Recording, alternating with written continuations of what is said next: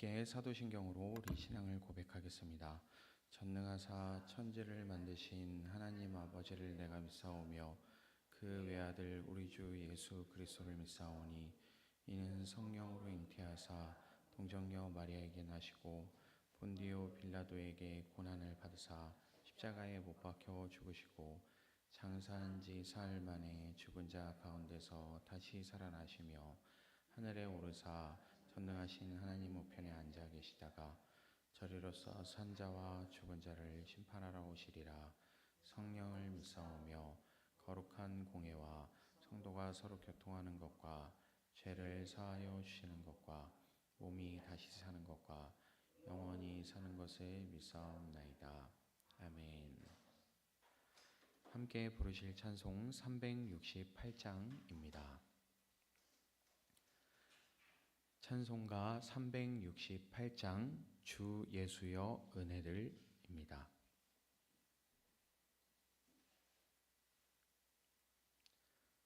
찬송 368장 함께 찬양하겠습니다.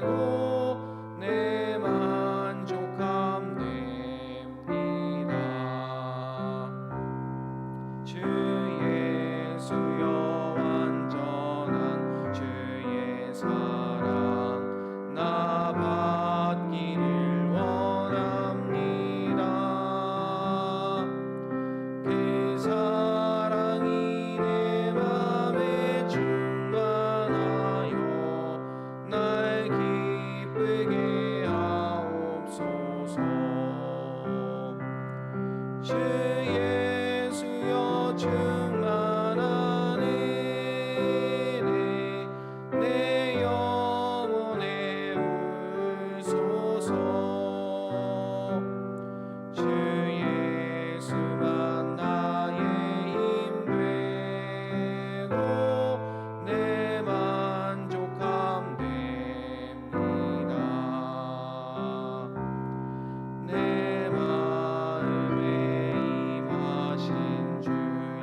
성령 내게 계실 줄 믿습니다. 괜은사를 나에게 부어주사 주 섬기게 하옵소서. 주 예수여 충만한 은혜 내 영혼에 부으소서. 주 예수만 나의 힘 되고 내 만족함 됩니다. 아멘. 오늘 우리에게 주시는 하나님의 말씀은 신약성경 마태복음서 21장 12절부터 17절까지의 말씀입니다. 신약성경 마태복음서 21장 12절부터 17절까지의 말씀입니다. 함께 읽겠습니다. 예수께서 성전에 들어가셔서 성전뜰에서 팔고 사고 하는 사람들을 다 내쫓으시고 돈을 바꿔주는 사람들의 상과 비둘기를 파는 사람들의 의자를 둘러 부시고 그들에게 말씀하셨다. 성경에 기록한 바 내 집은 기도하는 집이라고 불릴 것이다 하였다. 그런데 너희는 그것을 강도들의 소굴로 만들어 버렸다. 성전뜰에서 눈먼 사람들과 다리를 저는 사람들이 예수께 다가왔다. 예수께서는 그들을 고쳐주셨다. 그러나 대제사장들과 율법학자들은 예수께서 하신 여러 가지 놀라운 일과 또 성전뜰에서 다윗의 자손에게 호산나 하고 외치는 아이들을 보고 화가 나서 예수께 말하였다. 당신은 아이들이 무엇라 하는지 듣고 있소? 예수께서 그들에게 말씀하셨다. 그렇다. 주님께서는 어린아이들과 젖먹이들의 입에서 찬양이 나오게 하셨다 하신 말씀을 너희는 읽어보지 못하였느냐? 예수께서 그들을 남겨두고 성 밖으로 나가 베다니로 가셔서 거기서 밤을 지내셨다. 아멘. 할렐루야. 오늘도 새벽을 깨워 주님의 전에 나오신 모든 성도님들을 주님의 이름으로 축복하고 환영합니다. 성령 하나님께서 이 시간도 우리와 함께 계심을 믿습니다.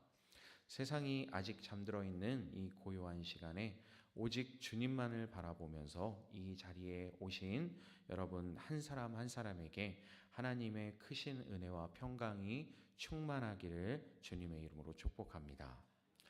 오늘 말씀을 보면 예수님께서 예루살렘에 입성하시면서 하신 일들과 말씀에 대해서 기록하고 있는 것을 볼 수 있습니다. 먼저 예수님께서는 성전에 들어가시면서 하셨던 첫 번째 일은 이 성전을 정결케 하시는, 성전을 정화하신 그런 사건이 있는 것을 우리가 보게 됩니다. 성전에 들어가셔서 성전 뜰에서 장사하고 있던 자들을 내쫓으신 그런 일이 있었던 것이죠. 돈을 바꾸는 자들의 상과 비둘기를 파는 자들의 의자를 둘러 엎었다라는 기록을 하고 있습니다.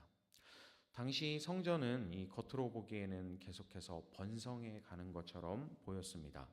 제사에 필요한 이 동물들을 파는 상인, 그리고 로마의 화폐를 성전의 화폐로 바꿔주는 환전상들로 이 북적였던 그런 모습을 우리가 볼 수 있는데, 예배자들의 편의를 위한 것처럼 보이는 이 행동이 사실은 이 하나님을 이용해서, 그리고 이 성전을 이용해서 자신의 부당한 이익을 챙기는 사람들의 장사터가 되어 있었다라는 것이죠.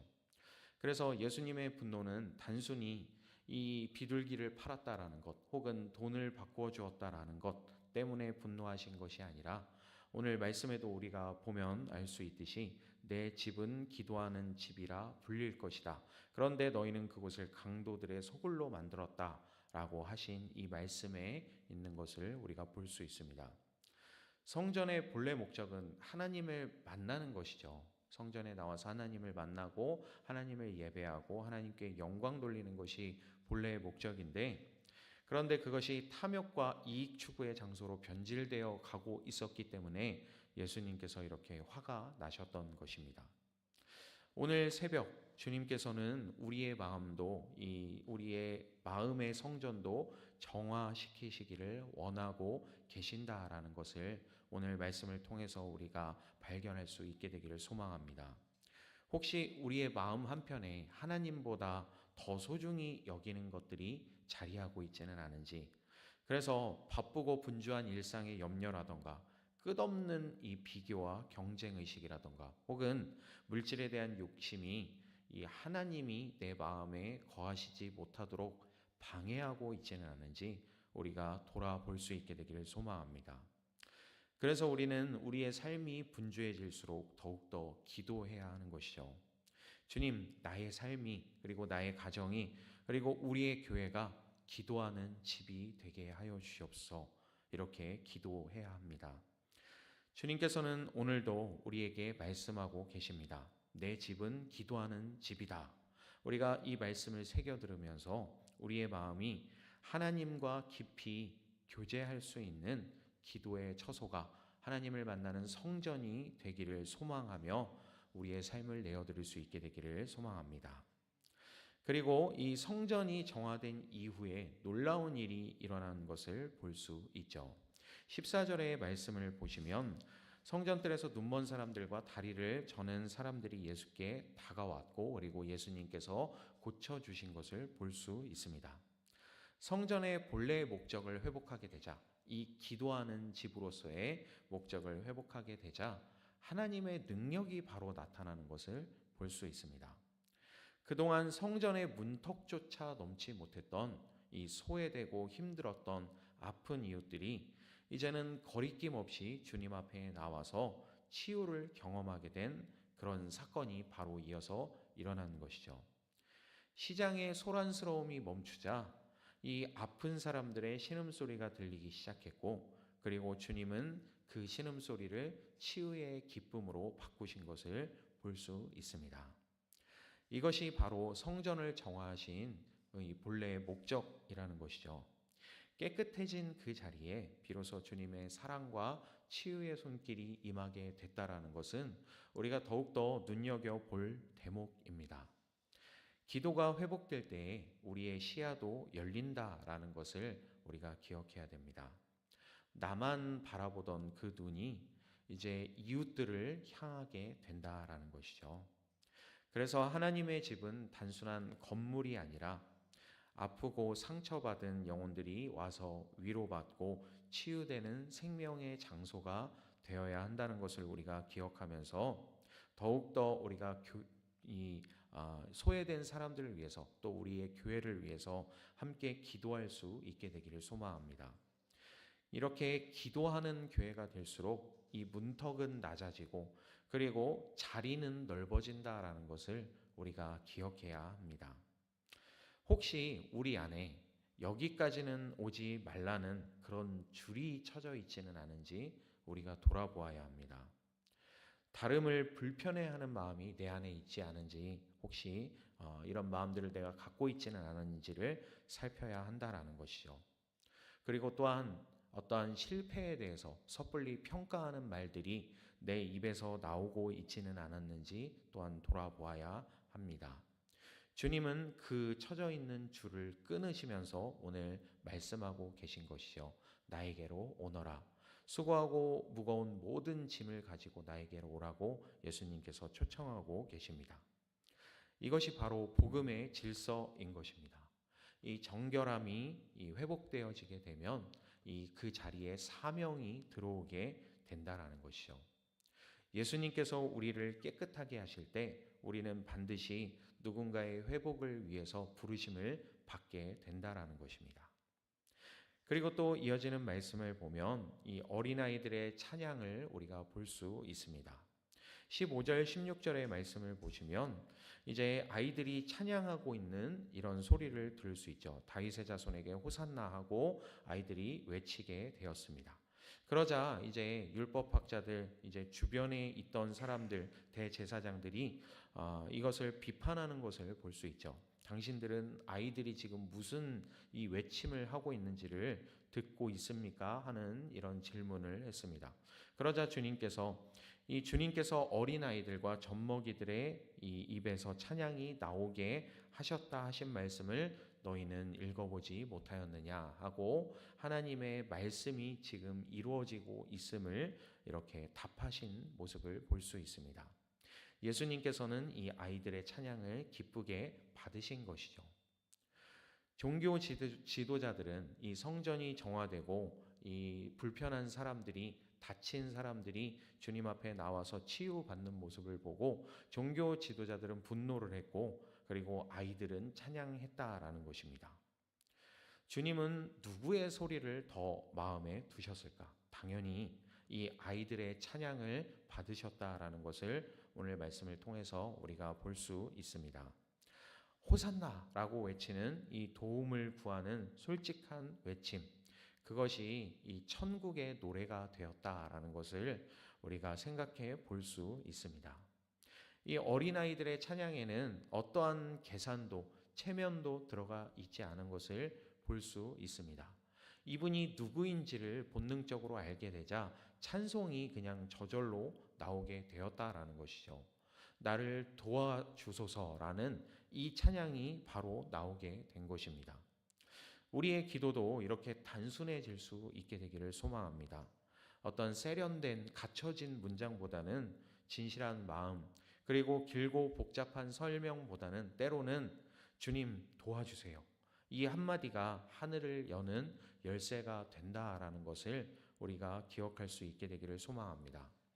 가끔 그런 고민을 나누시는 분을 볼 수 있는데, 목사님, 저는 기도가 잘 안 됩니다. 자꾸 기도하려고 앉으면 딴 생각부터 들게 돼요. 라는 이런 고민을 나누시는 분들을 많이 만나게 되는데, 그럴 때마다 이런 권면을 좀 드리고 싶습니다.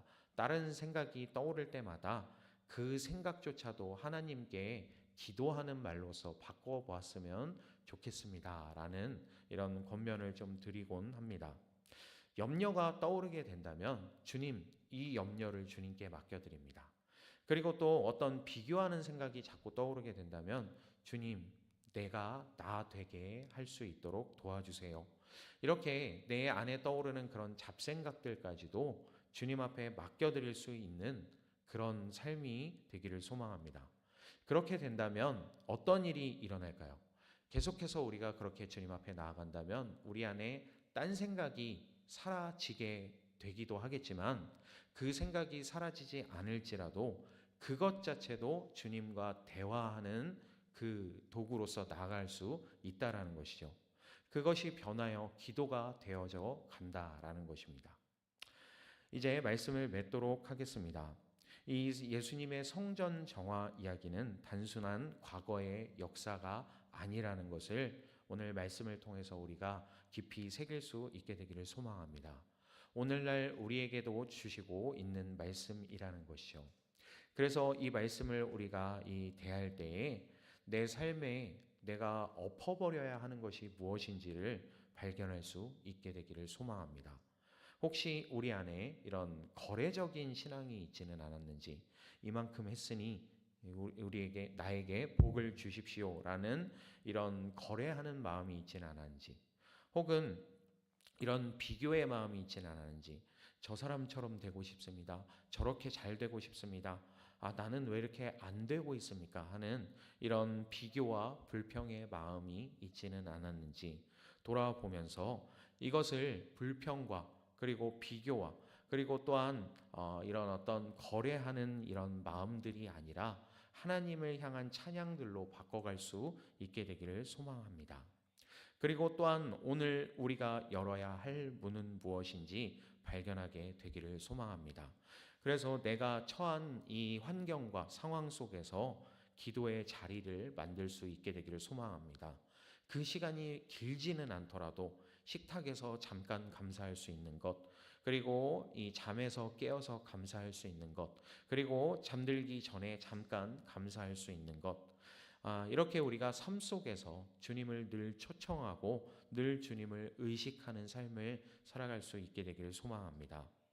그러한 이 기도가 회복되어질 때 우리의 교회의 문턱도 낮아지게 된다라는 것을 우리가 기억할 수 있게 되기를 소망합니다. 그리고 마지막으로 이 베다니로 가서 기도하신 예수님처럼 우리가 일상 속에서 지켜야 할 고요함은 무엇인지를 찾아볼 수 있게 되기를 소망합니다. 그래서 하루 중에 잠깐이라도 시간을 따로 떼어서 침묵하고 말씀 한 구절이라도 우리가 붙들고 호흡하면서 주님 나의 삶 가운데 임하여 주시옵소서. 이렇게 우리가 점점 나의 시간을 하나님께 내어드리고 하나님과 함께 할 수 있는 그런 시간을 마련해 갈 수 있게 되기를 소망합니다. 그래서 나에게 주신 이 시간들을 스마트폰과 유튜브로 채워가는 것이 아니라 이 내가 처한 삶 속에서 그 환경 속에서 베다니처럼 바꿔갈 수 있게 되기를 소망합니다. 이렇게 그래서 우리가 주님 앞에 나아가서 고백할 수 있게 되기를 소망합니다. 주님, 내 마음에 이 혼란스러운 복잡한 이 상을 엎어 주십시오. 그리고 나의 이 마음의 집을 그리고 나의 가정을 우리의 교회를 다시금 기도의 집으로 세워 주시옵소서. 그래서 이 상처 입은 사람들을 향하여 문을 열 수 있는 우리의 교회가 나의 삶이 될 수 있도록 인도하여 주시옵소서 하는 이 소망함을 가지고 이 어린아이와 같은 찬양과 그리고 이 고요함과 친밀함을 회복할 수 있게 되기를 주님의 이름으로 축복합니다. 잠시 기도하겠습니다. 은혜가 충만하신 하나님 아버지, 오늘도 말씀으로 우리의 심령을 비춰주시니 감사합니다. 분주함과 여러 가지 복잡한 계산으로 가득했던 우리의 마음을 정결하게 하여 주시고 주님보다 높아진 상들을 뒤집어 엎어 주시고 이 마음을 다시 기도하는 집으로 세워 주시옵소서. 우리의 가정과 교회가 낮은 문턱과 넓은 품을 가진 공간이 되어 상처 입은 이들이 날마다 와서 쉬고 고침을 받게 되는 그러한 자리가 될 수 있도록 인도하여 주시옵소서. 우리의 입술에 어린아이와 같은 찬양을 허락하여 주시고 우리의 날마다의 삶 가운데 하나님을 만나는 베다니의 고요함을 또한 허락하여 주시옵소서. 오늘 하루를 주님의 평화로 시작하며 주님의 사랑으로 걸으며 주님의 영광으로 마칠 수 있도록 인도하여 주시옵소서. 우리 주님 예수님의 이름으로 기도합니다. 아멘.